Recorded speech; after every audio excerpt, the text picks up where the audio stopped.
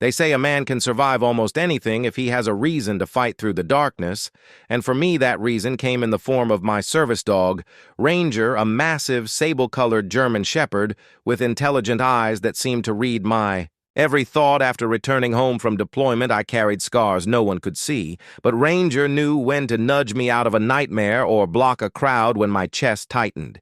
He wasn't just a dog. He was my shield, my partner, the reason I could breathe again.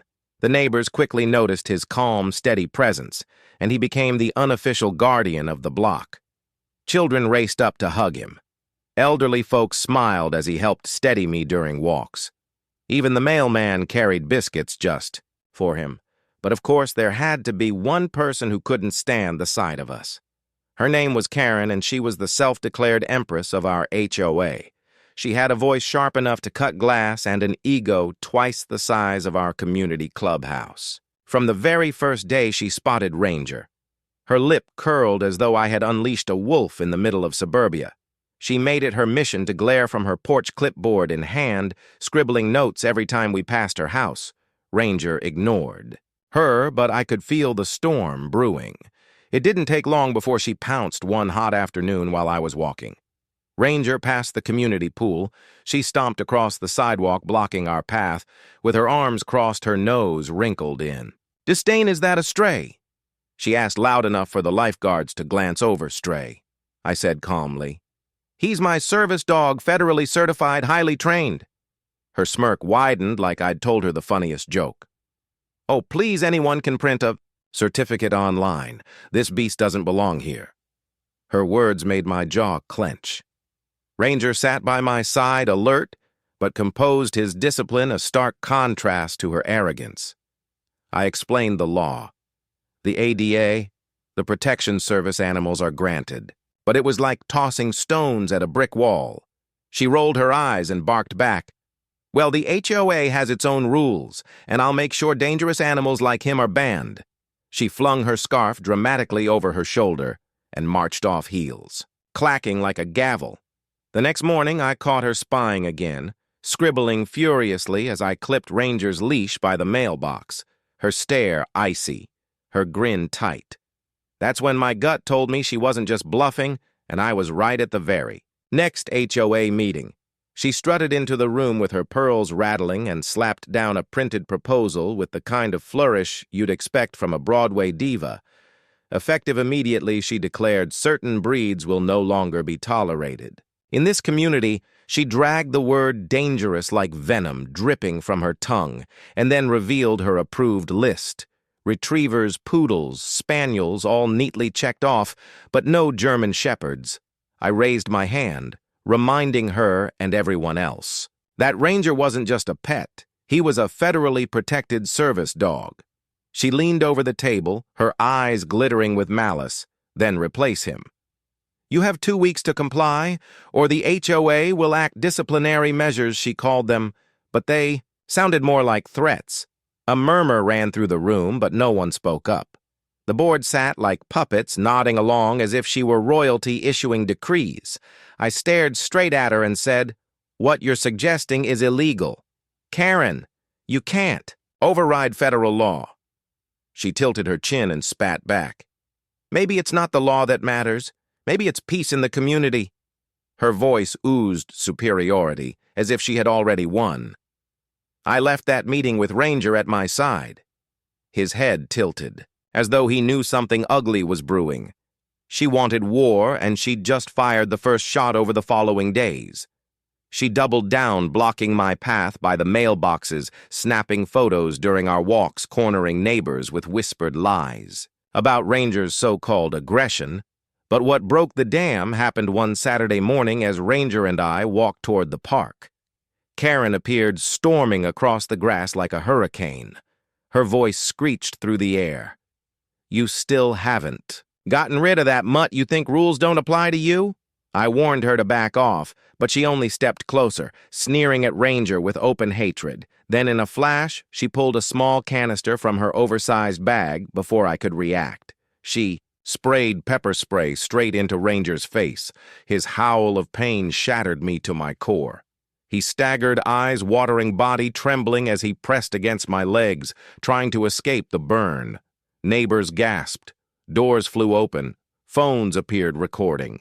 The insanity. My hands shook as I shielded him, shouting at her, "Are you insane?" She looked triumphant, chest heaving now. "Everyone can see what kind of menace he is," she crowed. But the crowd wasn't buying it. Their shouts rang out horrified, furious. Karen's smirk faltered as Ranger whimpered, and I cradled his massive head, whispering to him through the pain that I had him that he wasn't alone. My rage boiled hotter than I'd ever felt since combat, and with trembling hands I called the police while neighbors called animal control. The air buzzed with sirens drawing closer, red and blue lights flashing across the pristine lawns.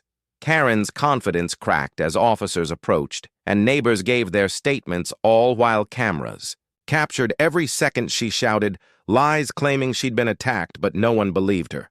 The officer crouched to flush Ranger's eyes, promising he'd recover, while Karen shrieked louder, "I'm the HOA president. You can't arrest me, but—" The cuffs clicked anyway, snapping around her wrists as her pearl necklace snapped, scattering beads across the pavement like shattered illusions.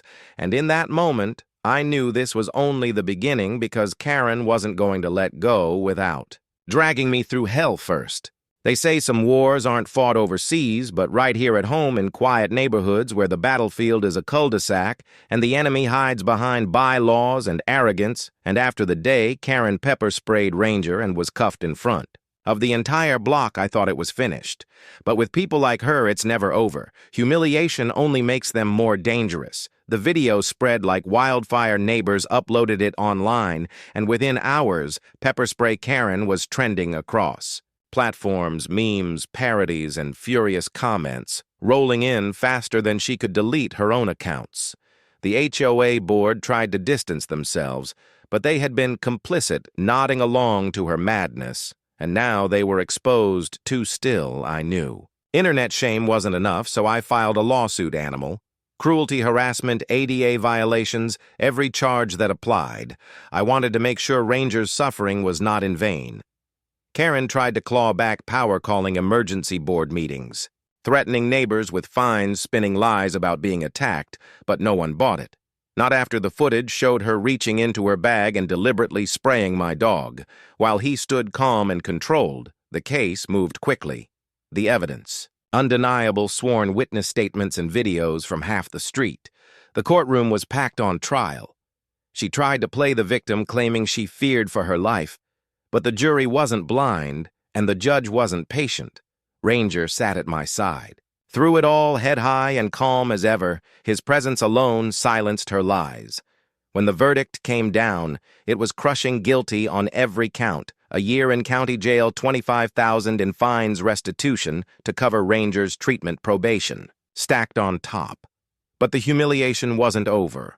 The judge required her to issue a public apology at the next HOA meeting in front of reporters. That night, the clubhouse was packed. Karen walked in, no pearls, no power, only a crumpled speech, and, shaking hands, her voice cracked as she admitted to breaking the law, abusing her role, and harming a veteran service dog. Neighbors didn't clap for her, they clapped for justice. The board stripped her of her presidency right there, and she stormed. Outface, pale eyes hollow. Her reign finished. In the days that followed, the neighborhood felt lighter. Kids rode bikes, dogs barked without fear. People smiled again when they saw Ranger walking beside me.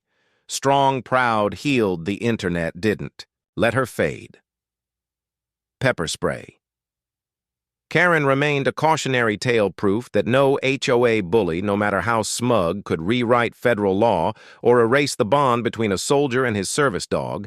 And every night when Ranger rested at my feet, I remembered that battles can be fought anywhere, but as long as we had each other, no one, not even a self-made tyrant, could ever break us.